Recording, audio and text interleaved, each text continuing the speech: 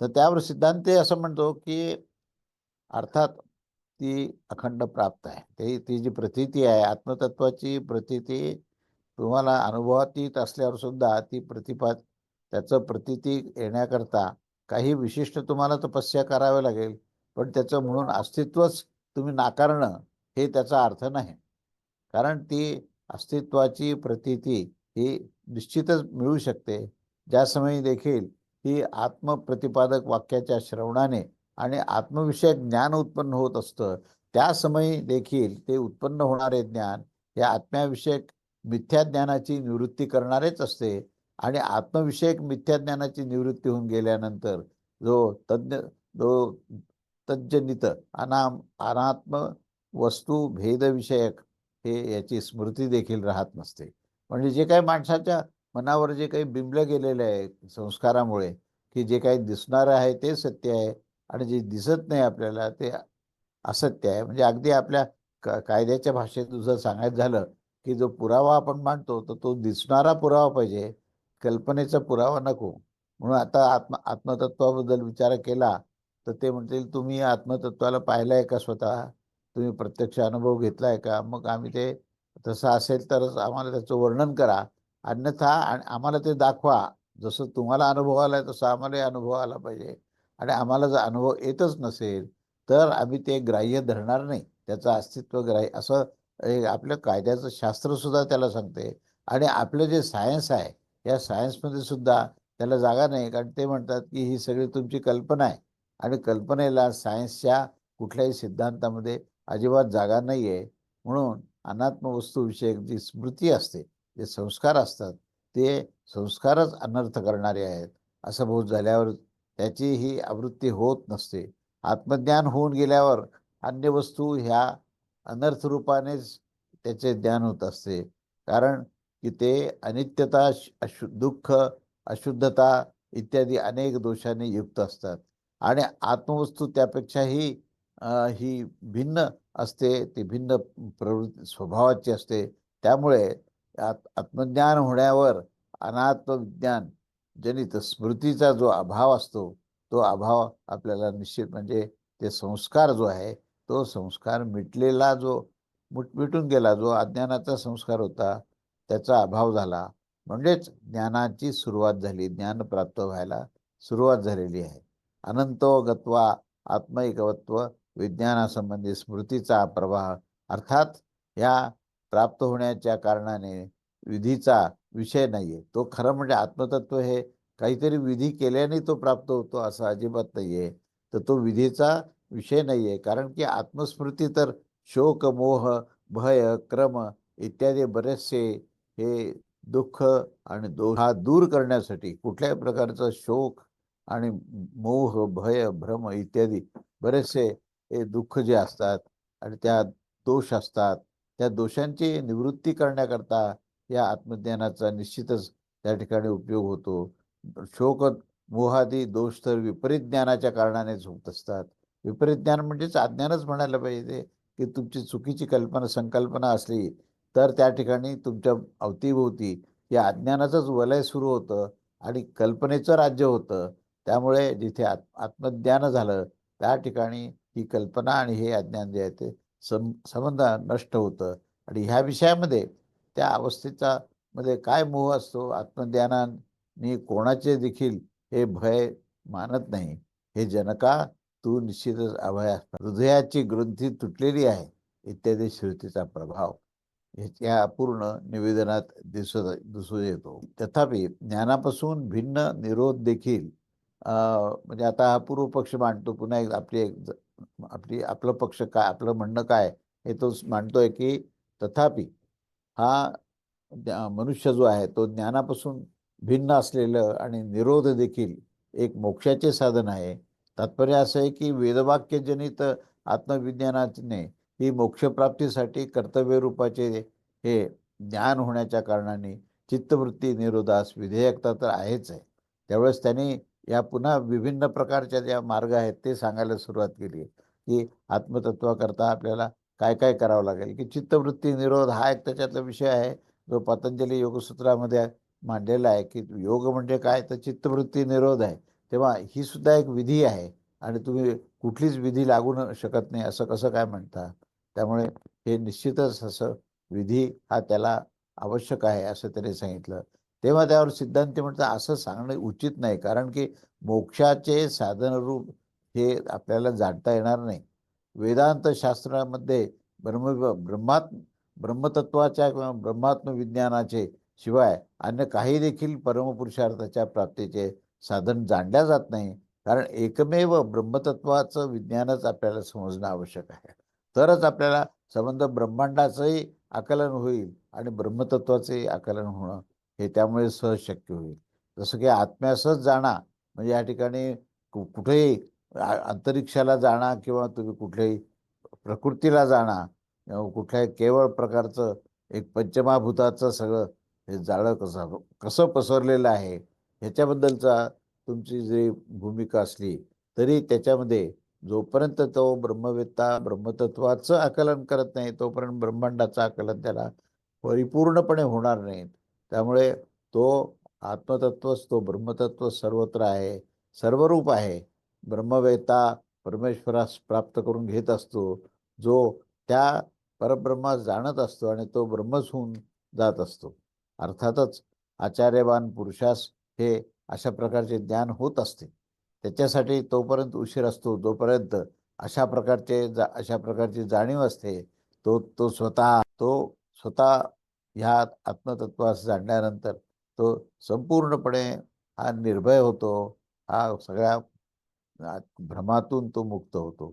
असं या ठिकाणी सांगितलं की तो स्वतः अभयरूपी ब्रह्माला प्राप्त केल्यानं तो स्वतः अभय तत्व प्राप्त करतो इत्यादी हे सिद्धांत हे शेकडो श्रुतीच्या माध्यमातून हे सांगितलं गेलेलं आहे.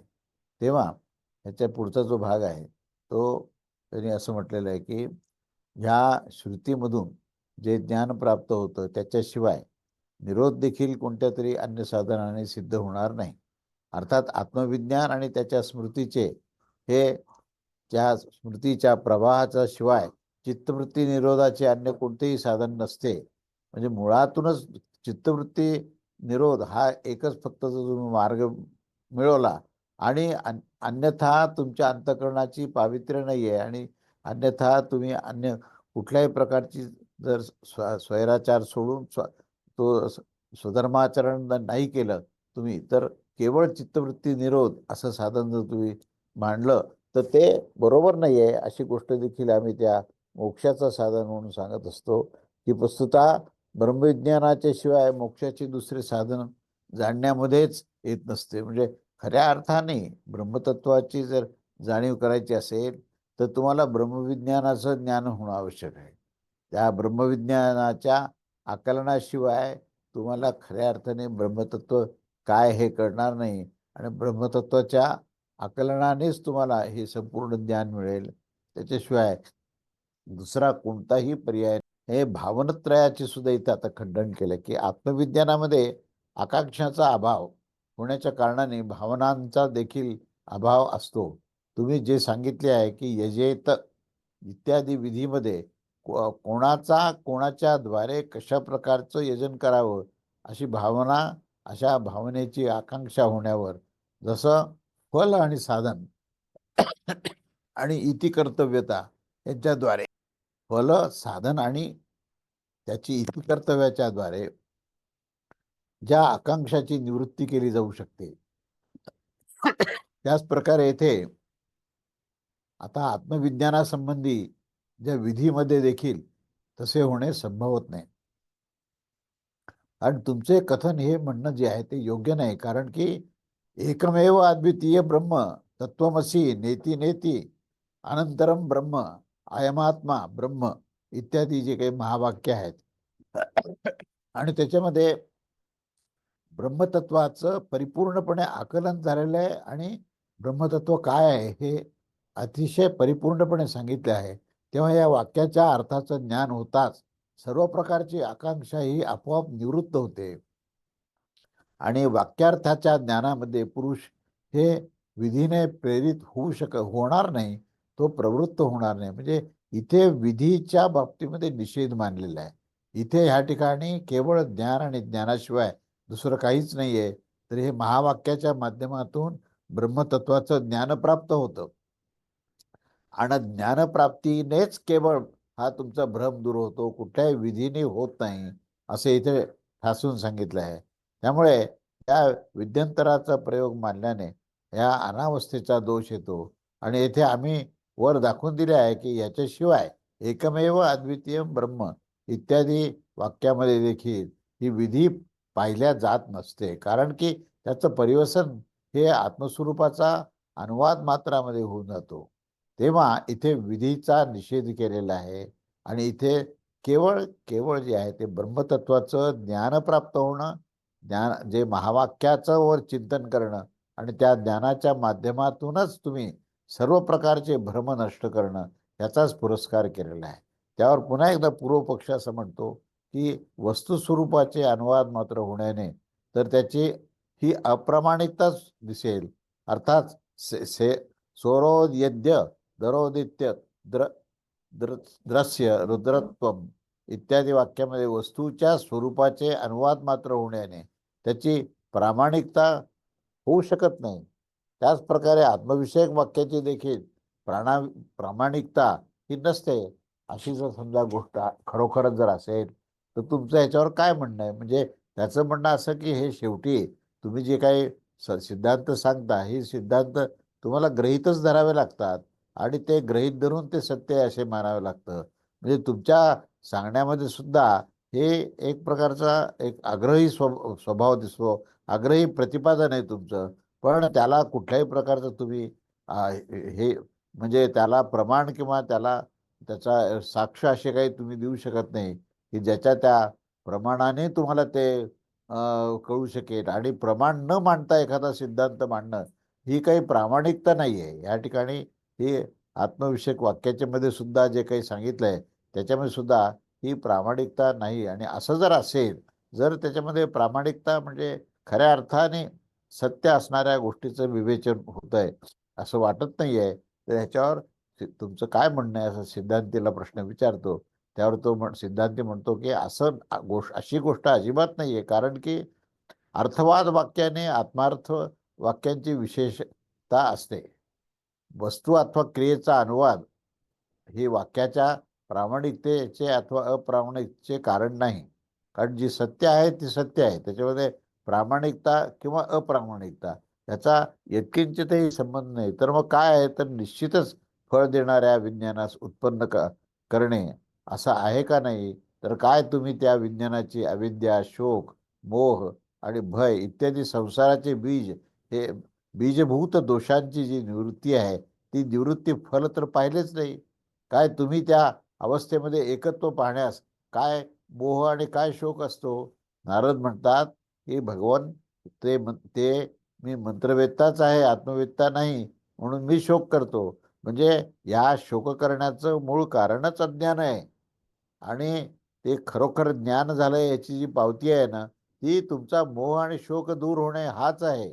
तुमचा भ्रम दूर होणे, तुमचं अज्ञान, अविद्या दूर होणे हेच त्याचं प्रमाण आहे. त्यामुळे ते प्रमाण वेगळं मांडायची गरज नाही.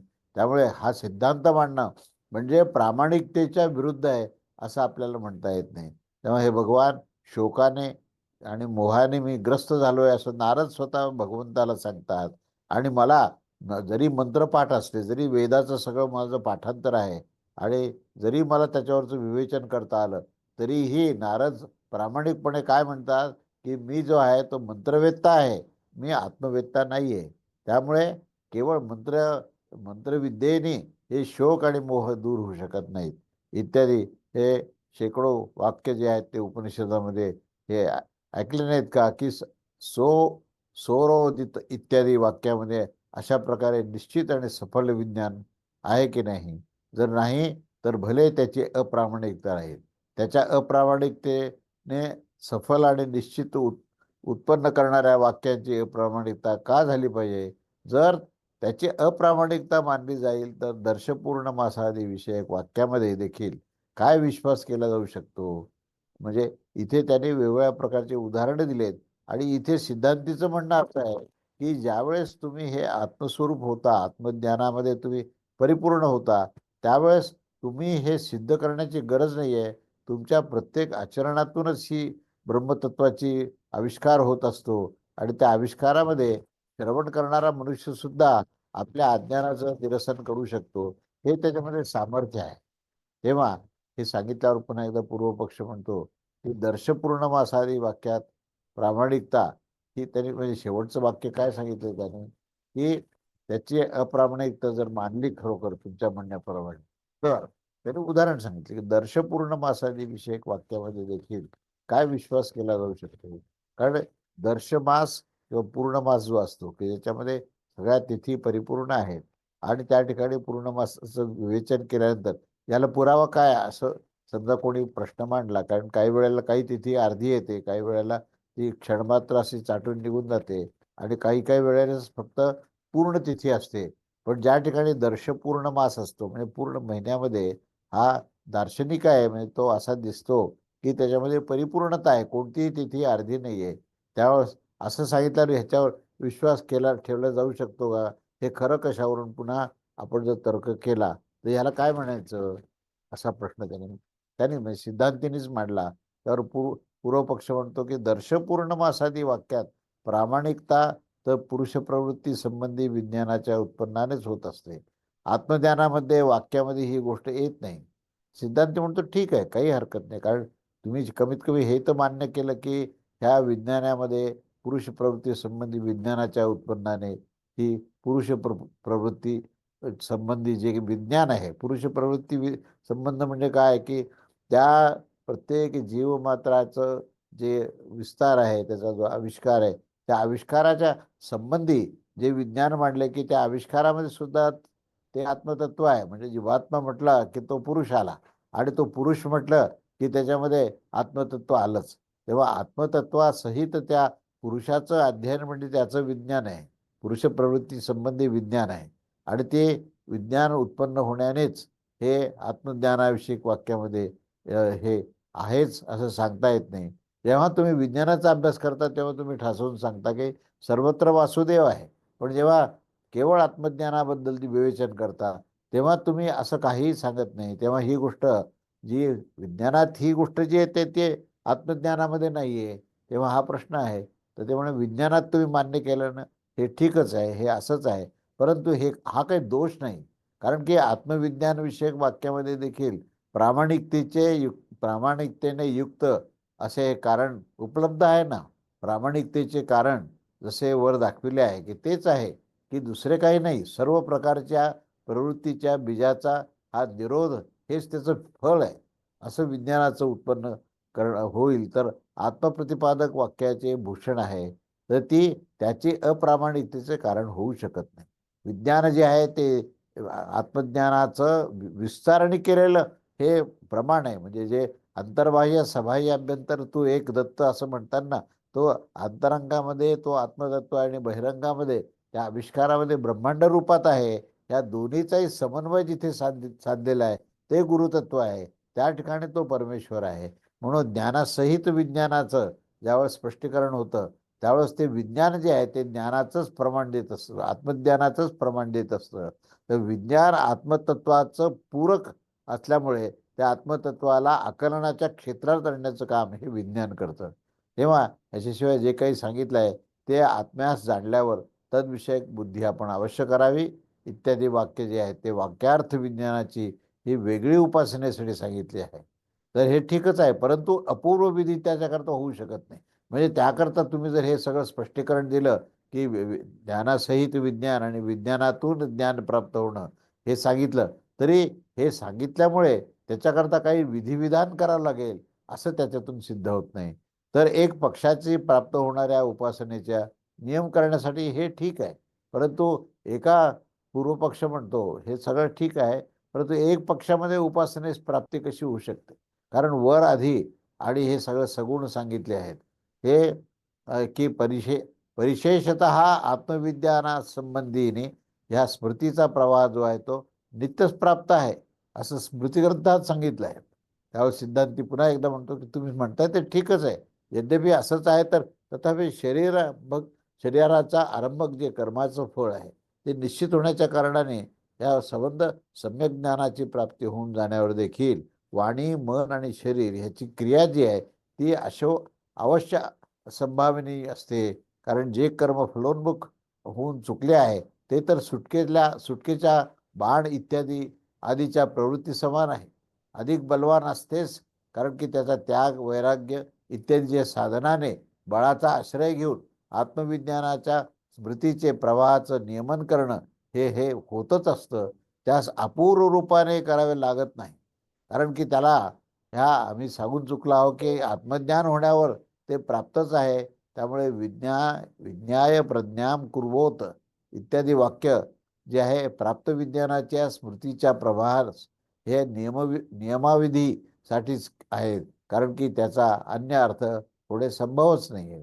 त्यामुळे त्या ज्या विधिविधान जे आहेत ते ह्या पूर्ण आत्मविज्ञानाच्या संदर्भामध्ये जरी येत असल्या तरी आत्मतत्वाच्या आकलनासाठी, प्राप्तीसाठी या विधानाची अनिवार्यता नाही आहे, हे पुन्हा पुन्हा सांगितले. त्यावर पुन्हा एकदा प्रश्न असा विचारलेला आहे पूर्व पक्षाने की परंतु आत्मा शब्दाच्या पुढे इति शब्दाचा जो एक प्रयोग केलेला आहे, म्हणजे आता कोणतंही जेव्हा एखादा स्तोत्र शब्द, एखादा अष्टक शब्द, तेव्हा इति म्हणजे हे संपन्न झालेलं आहे, संपूर्ण झालंय असा त्याचा अर्थ आहे. तेव्हा आत्मशब्दाच्या पुढे इति शब्दाचा प्रयोग जर होण्याने अनात्म उपासना होत असते काय, म्हणजे अनात्म तत्व हे संपन्न होणार आहे किंवा त्याचा परिपूर्णता होऊन त्याचा सोक्षमोक्ष होणार आहे. परंतु आत्मतत्वाला ही कोणीतरी परिपूर्ण करण्याचा विषय नाही आहे. कारण आत्मतत्व स्वतः परिपूर्ण आहे. त्याची उत्पत्ती स्थिती लयाच्या त्याचा संबंध नाही आहे, जो की उत्पत्ती स्थिती लय ह्या इति या शब्दावरून त्याने काढला. आणि इति शब्द जर आत्म्याला लागला तर तो अनात्मच झाला आणि आत्म्याची उपासना ही अनात्म उपासना होईल, अशी आशंका त्या ठिकाणी पूर्व पक्षाने मांडलेली आहे.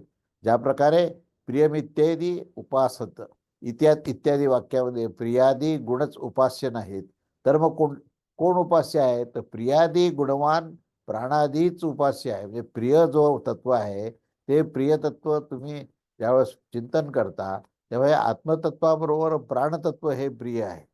म्हणजे प्राण आणि आत्मतत्व ह्या दोन ज्यावेळेस एकत्र येतात तेव्हा तो जीव धारण करतो. कारण प्राणतत्व हीच ऊर्जा आहे आणि त्या ऊर्जेनेच त्या ठिकाणी जीव मात्र हे क्रियाशील होतं, म्हणून ते प्रिय आहे. पण त्याचा आधारभूत तत्व जे आहे ते आत्मतत्व आहे. त्यामुळे आत्मतत्वाच्या बरोबरीने प्राण हे प्रिय इत्यादी गुणाने आहे आणि म्हणून ते निश्चितच उपास्य आहे. त्याच प्रकारे येथे देखील इति हा जो शब्द आहे ते इथे ज्याच्या पुढे आहे असे आत्मा शब्दाचा प्रयोग होण्याने हे जाणून येते की आत्म्याच्या समान गुणवाले अनात्म वस्तूच उपास्य आहेत. म्हणजे ज्यावेळेस आत्मतत्वाच्या उपासनेचा विषय येतो त्यावेळेस उपासना करताना ज्या ज्या गोष्टी लागतात त्या सर्व गोष्टी या अनात्म आहेत हे याने मान्य केलं आहे. कारण अनात्म वस्तूचा विनियोग आहे. आपण पूजा करतो त्या पूजेचं साहित्य जे आहे ते अनात्म आहे. आपण ज्या मूर्तीची पूजा करतो ती मूर्ती अनात्म आहे. पण ज्यावेळेस तुम्ही हे सगळं केल्यानंतर तुम्ही सखोल ध्यानधारणेमध्ये जाता तेव्हा त्या मूर्तीतलं अमूर्त तत्व आणि आपल्या सगळ्या जे काही आपण उपाधी जे केल्या ज्या ज्या ज्या काही अनात्म वस्तू म्हणजे जडतत्वाने युक्त असलेल्या वस्तूचं विनियोग करून भस्मधारण केलं, गंध लावलं, हे सगळ्या गोष्टी केल्या त्या अनात्म वस्तूच आहेत. पण त्याचा आधार घेऊन आपण पुढे गेलो. कारण हे सगळं लावत असताना जी भावावस्था आहे ती अमूर्त आहे, ती आत्मतत्वाच्या संबंधित आहे. त्यामुळे याच्याशिवाय आत्म्याचं जे उपास्यत्व दाखवण्याच्या वाक्याने याची ही विलक्षणता होण्याच्या कारणाने देखील हे वाक्य हे अनात्म उपासने संबंधीच आहे. पुढे श्रुती सांगते की आत्मानुमेव लोकामुपासित, हे वाक्याने उपास्य रूपामध्ये आत्माच अभिप्रेत आहे.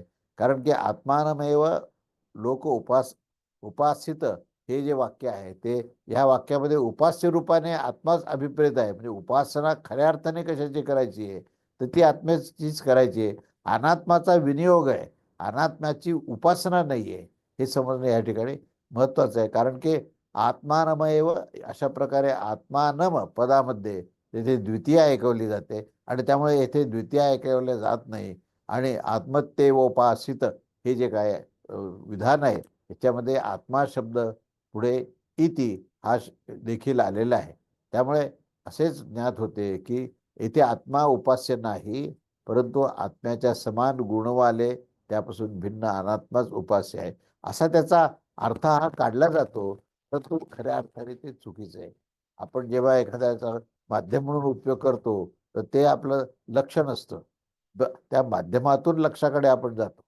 पुष्कळदा प्रवासाकरता आपण काही उपयोग करतो, पण वाहनात बसणं हे आपलं लक्ष नाहीये. तर वाहनाच्या माध्यमातून ज्या गंतव्यस्थानाला आपल्याला जायचंय ते आपलं लक्ष आहे.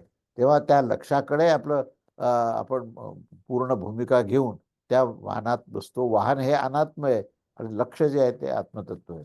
हे आपल्याला इथे सांगणं आवश्यक आहे.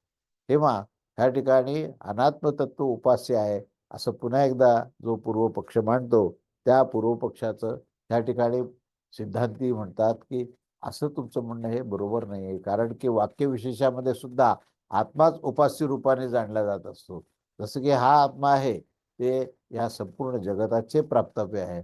हा जो आत्मा आहे तो अनंतर आहे, आत्म्यास जाणा इत्यादी हे जे वाक्य आहे हे ह्या वाक्यामध्ये हे संपूर्णपणे आत्माच उपास्य आहे असं ठासून पुन्हा पुन्हा सांगितलं. पूर्व पक्ष परत आता ह्याच्यावर म्हणतो की परंतु शरीराच्या मध्ये प्रविष्ट झालेल्या त्या आत्म्याचे हे दर्शनाचा प्रतिषेध होण्याने आणि त्याचे अनुपास्यत्व सिद्ध होत असते. या आत्म्यामध्ये आत्म्याचा प्रवेश दाखविला आहे त्याच्या दर्शनाने तर तम न पश्यंती या वाक्यामध्ये न तम हा जो शब्द आहे तो तम पदाने ग्रहण करून निषेधाचा निषेध या ठिकाणी केलेला आहे. त्यामुळे आत्म्याचं अनुपास्यत्व सिद्ध होतं. म्हणजे आणि पुन्हा एकदा आत्मा जो आहे अनुपास्यत्व म्हणजे त्याची उपासना करण्यास उचित नाही असं पूर्वपक्ष मांडतो. आणि याचं कारण त्यांनी कारणमीमांसा काय दिली, तम न पश्यंती हे जे वाक्य आहे की त्याला तुला मी काही पाहू शकत नाही. तिथे तम जो पद आहे ते आत्मतत्वाच्या संदर्भात आहे आणि तू ह्या देहामध्ये प्रवेश केलेला आहेस जीवात्म्याच्या रूपामध्ये, तर मी त्या तुझ्या जीवात्म्याला मी पाहू शकत नाही. आणि म्हणून ज्याला आपण पाहूच शकत नाही त्याची उपासना कशी करायची, त्याची कल्पना कशी करायची. म्हणून तू उपास्य करणं उपास्यास अयोग्य आहे. म्हणून आत्मा हा अनुपास्यत्व आहे असं सिद्ध होत असतं असा पूर्वपक्ष सांगतो. त्यावर पुन्हा एकदा हे सिद्धांती सांगतात की अरे पुन्हा एकदा तू तेच सांगितलं, पण असं नाहीये बरं का. कारण तो तर असंपूर्णतेच्या दोषाचं कारण आहे. तू ज्याच्या संदर्भात बोलतोयस म्हणजे देह किंवा अन्य ज्या प्राकृतिक गोष्टी आहेत ज्या दर्शनाला योग्य अशा आहेत आणि ज्या दिसणाऱ्या आहेत तर त्याला तू जर अंतिम सत्य किंवा अंतिम ते शाश्वत तत्व आहे असं जर म्हणशील तर ते अयोग्य आहे. कारण ते असंपूर्ण आहे, ते परिपूर्णता नाहीये आणि ते शाश्वत नाहीये. सगळ्यात महत्वाचा मुद्दा काय माहितीये का, त्या ठिकाणी विषय जो चर्चेचा आहे तो शाश्वत आणि अशाश्वत ह्या दोन गोष्टीचा विषय आहे. त्यामुळे जे जे दृश्य दिसतं आणि ज्या ज्या दृश्याच्या संदर्भात आपल्याला असं वाटायला लागतं की हे खरोखरच आपल्याला अंतिम ज्ञानाकडे घेऊन जाणार आहे. त्यामुळे हे दिसतं तेच अंतिम आहे, तेच परिपूर्ण आहे. पुष्कळदा आपण साहित्यामध्ये वाङ्मयामध्ये सुद्धा हे पाहतो की ही गोष्ट अंतिम आहे, यांना पाहिल्यानंतर मला आता काही मिळवण्यासारखं नाही आहे असं म्हटलं जातं.